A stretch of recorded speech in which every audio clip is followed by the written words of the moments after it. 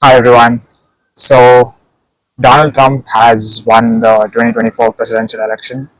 He secured the Electoral College, the House, the Senate, and even the popular vote, getting more votes than any Republican in history. So what does this mean? What does the future of immigration, foreign policy, and the country in general look like? And most importantly, why did this happen? So I've been closely following politics since a few years and have been living in New York City, one of the most liberal places in the US for the past 3 months. I want to share my thoughts on policies, the reality on the ground, and my personal experiences explaining why the election was so one sided. Firstly, the most important issue, which is immigration and the economy. While the economy is struggling, I think illegal immigration was a bigger issue. Every country is facing economic challenges, and the US is doing relatively better than a lot of Western countries like Canada or the UK. However, illegal immigration has become a major concern. Officially, there are around 11 million illegal immigrants that have entered the US since Biden took office, but some estimate the number is closer to 20 million. That's more than the population of 46 states in the US, only leaving out Florida, Texas, California, and New York. It's not just the numbers, but also the stories of crime committed by some illegal immigrants, like rape, murder, and that are making some people very angry. There are even reports of Venezuelan gangs that are taking over complete apartment complexes in blue states. And additionally, illegal immigrants are also being housed in hotels and given prepaid debit cards while many Americans are struggling to get by. So, this, rightfully so, has upset not only conservatives but also some moderate liberals. The state of free speech is another concern. In countries like the UK and Germany, people are facing prison sentences under vague hate speech laws for expressing opinions that don't favor the left, while horrible crimes committed by immigrants are not being punished. This trend obviously worries Americans as they are the most pro-freedom people on the planet. There's already a sense that free speech is being restricted on social media, from shadow banning to silencing critics by labeling them as fascist, racist, sexist, or a million other things. Although abortion is usually a major issue, it didn't affect the outcome this time, even though the Supreme Court, mainly because of Trump appointed judges, overturned Roe v. Wade. It wasn't enough for Democrats to get votes. This shows how much the immigration and free speech issues overweighed traditional democratic strongholds like abortion rights in this election. Foreign policy is also another key factor. On Ukraine, Democrats wanted to send more aid, while a lot of Republicans wanted to use that money to help Americans and avoid further escalation.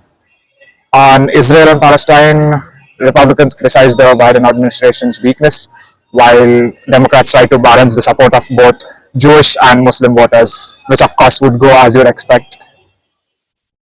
And finally, I don't think the debates really had that big of an impact on the outcome, but Trump definitely got more genuine support than Kamala did. He was going on endless podcasts to appeal to younger voters, while Kamala didn't even care to get on Joe Rogan. She went on ABC and CNN for the debates, while Kamala didn't turn up for the Fox debate, and her Fox interview was just embarrassing to watch. Finally, the indictments, no matter what Trump supporters say, some of them were just plain embarrassing on anyone's record, let alone the president. And even that didn't seem to sway voters away from him, as people saw those indictments as politically motivated. The assassination attempt was a major boost to Trump's campaign, where the Republicans capitalized on it by blaming the Democrats for fear mongering about him being a fascist and driving people to such an extreme length. These are some general reasons you would find on the internet explaining the outcome, but I want to share some personal experiences. I lean liberal on most social issues like abortion, climate change, gay rights, vaccines, healthcare up to an extent. but I've noticed more hostility from Democrats when I express support for Trump's policies than from Republicans when I share my liberal values. For example, I attended the Trump's rally at Madison Square Garden because I was curious to see how Trump supporters are in real life. I couldn't get inside as it was full by the time I got there, so people were just standing outside and watching it on the big screen. And believe it or not, everybody were nice. Contrary to the Democrats' propaganda, the crowd was diverse: black, white, Hispanic, Chinese, Indian, men and women, young and old, even Muslims and Jews. So everyone was friendly, and as an immigrant, person of color or whatever, I felt no hostility, even though I didn't share many of their views. I went home that day and posted a story on Instagram of me being in the rally, and a lot of people were shocked that I would go there and asked why I would even support someone like him or be there among such people. Fast forward to the election night. After the election, I went to Times Square and met a few people celebrating Trump's victory. I posted this story on my Instagram with an African American friend I met at Times Square, both of us wearing MAGA hats. I've blurred his face, of course, because if I get in any trouble for this, I don't want him dragged into it. So I had about 900 followers at this time. Roughly 50 or so of them were American liberals. Of course, I go to NYU, and the most people I meet there are either Indians, Chinese, or South Koreans. So, anyways, out of those 50 liberals, around 15 just outright unfollowed me by the next day because of that story. It's not that I care, but I never could have guessed that the tolerant party could be the one not even willing to engage in civil discussion. This isn't some rant against the Democrats. Maybe if I was in a deep red state like Wyoming, Kentucky, or West Virginia, maybe the Democrats there would be willing to engage in conversations compared to the Republicans.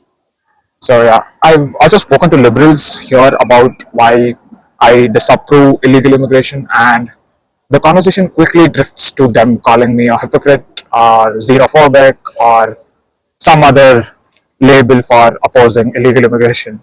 I have to then explain how hard I worked to get here and how hard I continue to work to stay here and possibly contribute to arguably the best country on the planet, as opposed to just breaking the law and entering illegally. So these are just some of my experiences that I wanted to share with you, but there are many more instances like this. So, anyways, what does the future look like? Well, Trump has promised tariffs on goods made outside the US. If done correctly, this could help boost local employment in the US, but if not, it could go horribly wrong. Russia-Ukraine war might get settled as he wants to end the war, likely involving Ukraine giving up the land that it's already lost to Russia. So we need to wait and watch what that leads to. Israel might get more aid and a friendlier environment to finish the war, hopefully with low civilian casualties. And most importantly, he's promised the largest deportation operation in history, which might see tens of millions of illegal immigrants being deported. There mostly won't be any trouble for students or H-1B workers, as they are pretty much essential to the US economy. There's a lot of money coming into the US because of international students, and it would be kind of foolish to stop that. Also, if you look at the composition of engineering students in top schools, you'll realize that at least for STEM courses, nothing is going to change. And because of the shortage of engineers, the H-1B cap might get increased. There's no official statement regarding this, but with Elon in his cabinet, it's more likely. However, I don't think he would reduce the cap or harder to enter the country, make it harder to enter the country legally if you deserve it. On the other hand, family-based green cards, even for legal immigrants, might become harder to obtain, and visa interviews wait times could become significantly longer. There's no official statement on these issues, but this happened during his last term, so it might happen again. Final thoughts, I'd like to end with this. This isn't going to be the end of the world. I don't even like Trump, but he was already president for 4 years, and if anything, the economy was good. There were fewer conflicts, and like it or not, the world was objectively better than it is today. So just stop listening to these so-called journalists on MSNBC or Fox or wherever you get your news from, trying to get you to hate the other side. Just go talk to people you disagree with and see that most people are sane and just want freedom, safety, and prosperity for them and their families. So that's all for today. Let me know what you think of all this in the comments below. I'll see you in the next video.